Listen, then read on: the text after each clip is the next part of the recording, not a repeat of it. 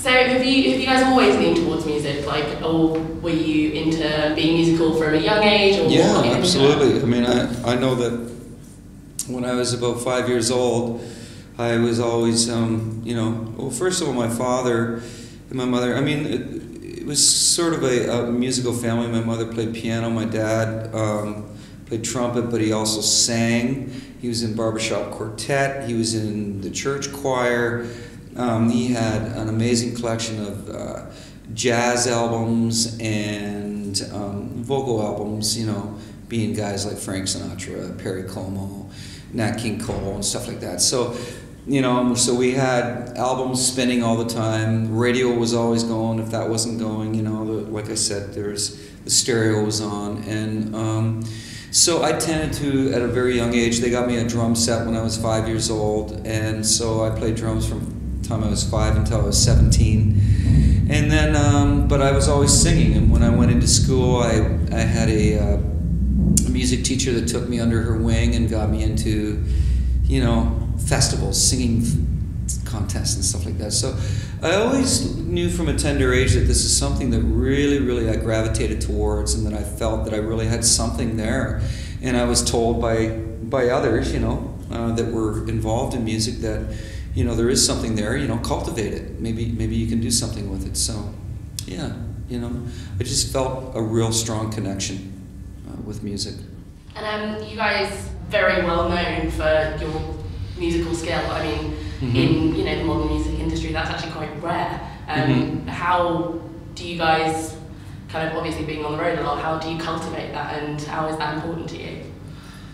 Well, I mean, it's very important. I mean, I guess it's really what's created our sound, and the fact that, you know, we pull from many different styles. Our music tends to be very eclectic, and it is technical, but it's not all about the technical prowess in the band. It's about, you know, being able to create a signature, an identity musically that is unique, that is identifiable with us.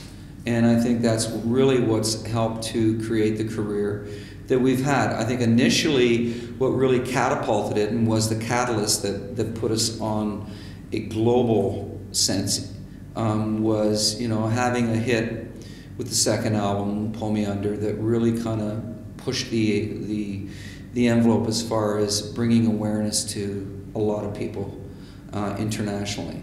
And from that platform, being able to you know, utilize that gain in awareness and just really sticking true to ourselves, you know, and just being able to realize who and what we are and were at the time, and not lose that direction and that focus, and being able to have a career, you know, 20-something years plus. So it's cool.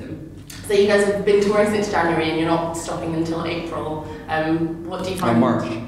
We were out here until March 3rd. We started. First show was January 15th in Porto, Portugal, and then yeah, our last show is in Lithuania, and then yeah, we're off for only like 17 days, and then we start a North American tour until the end of April. And then we're taking a little bit of time, and then we're doing festivals and that. But I mean, we're usually out for anywhere up to 14 months, you know, once we start a tour. So it's great. It's great. You know, you wrap your head around it, you get into it, and you enjoy the ride, you know. Well, no pun intended. This is Along for the Ride World Tour. So, but yeah, I mean, it just, you know, we've been doing this a very long time, and you tend to have your rituals to set yourself up and be ready for what's about what you're about to embark on. Yeah. And what for you is the best and worst part of touring? There's several things. You know, first of all, eating very healthy, taking vitamins, working out every day. You know, I'm either skipping every day like a boxer, or I'm jogging, and weights and vitamins and plenty of rest, and you know, really looking after the voice, warming up properly, cooling down properly, and just living healthy. You know, I don't drink at all while I'm on the road, and I just keep it really clean and pure. when I'm at home, I love my wine, I love my scotch, I love my vodka and that, but I mean, I'm not binging, get home, like I gotta make up for lost time. But, you know, I think all these things just really lend themselves to really being mentally focused and physically focused, so in a good state overall. Yeah. Do you find it's kind of a chance to detox almost? Yeah, I mean, I don't really need a detox. I mean, I'm not, you know, I don't abuse myself and I don't have any substance problems, but, you know, no, I just think that you have to look at this. It's just like anything. If you want to be at the top of your game, no matter what it is that you do in life, there's things that you know work for you, and there's things you know that work against you. So eradicate the things that are your foes and embrace the things that you know will enable you to be at your top form, you know, and ability. Yeah. Also, recently there's been, not a lot to mention, but there's been a couple of articles and stuff about the increasing number of female audiences for metal and rock music. Have you guys kind of noticed that? Yeah, yeah. I mean, honestly, it's pretty funny because of being a progressive metal band, you tend to have all the dudes out there, the foxy dudes is what we used to say, because we hardly had any women. It was probably 95, maybe I'm giving myself too much credit, 98% men, 2% women. And I think they were only there because their boyfriends or husbands forced them to come. But no, that's changed over the years, and absolutely, I mean, we notice it every night. There's a lot more women there. And I'm thinking, you know, I was a hell of a lot better looking 20 years ago, so what the hell? What are you doing here now? So, no.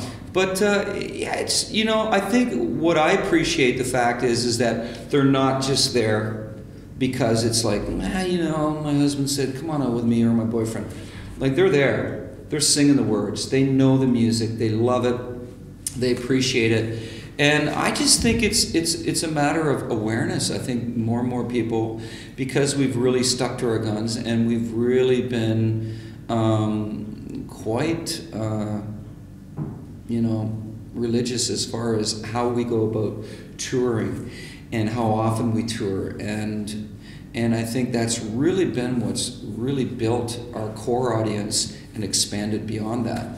And I think it's probably one of the reasons too that we are seeing a more balanced mix of male and female, which is great. You know, I mean, hey, depending on the song, I'd rather look at a woman when I'm singing that particular song than a guy. But you know, and our lyrics don't necessarily, they're not lovey-dovey anyways. But it's always nice to look at a pretty face. Yeah. For sure. So you've got your new album. Have you found that the reception has been same as always, or are you trying, like, is the audience as receptive to the new stuff? Yeah, no, I think our last album, the self-titled album, was incredibly well received, and the feedback that we get, generally speaking, is they absolutely love it. They, you know, feel that it's really rekindled a lot of excitement. I think, you know, the album just was something where we embraced our roots, but at the same time, we also know where we are to keep it sounding contemporary, but including within that all the elements that have really endeared us to our fans over the years, and also would be intriguing or you know, something that was enticing to a new listener.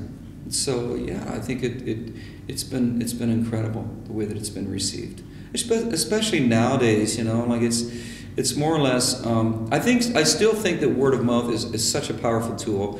Yes, granted, the internet is a phenomenal tool to utilize as well. But you know, we're very fortunate in the sense that a lot of our fans still want something tangible. You know, they still want to hang on to the disc. They still love the artwork. You know, I can't believe how every night how many people still come by with LP. Like there's a resurgence in vinyl. Again, which is beautiful. I mean, that's what I grew up in, really appreciating the artwork, really appreciating being able to sit down with the lyrics and literally read them along while listening to the music. I mean, that's an art form that's kind of lost. It's really, really sad because everything's digital. So you just You listen, you download, you throw it in your iPod, and you go about your business. But it's a little superfluous, you know, at that point. You're not really digging into it, you know. But I think, like I said, you know, our fans are really, really keen on, you know, it's almost like a collector's item. I want to be a part of this, you know. I want something that I can show. It's my collection, you know. It's my relationship with the band. So it's really cool. It's very, very cool. Very unique. And do you think, as part of the kind of, obviously you're prog metal, but the kind of metal hard rock scene, which is one of the most well-ingrained areas of, especially the rock genre, do you think that kind of helps with that kind of fleeting transience compared to a lot of the kind of more faddy genres, dare I say? Well, definitely. I mean, we've never been ones to jump on the new fad or whatever happens to be in currently. And I mean, it's just, yeah, it's the antithesis of who and what we are. But, you know, I think with any band, it doesn't matter who you are, as long as people see that you are sincere as to what you stand for, and that, you know, you are committed to who and what you are, no matter what it is that's going on out there, or whatever happens to be, you know, the flavor of the month, so to speak. I think that your real fans, and more will always come along, appreciate that. And they understand who and what you are and what you represent musically. And that's what really creates such an amazing relationship and enables a band like ourselves to continue to do what we do.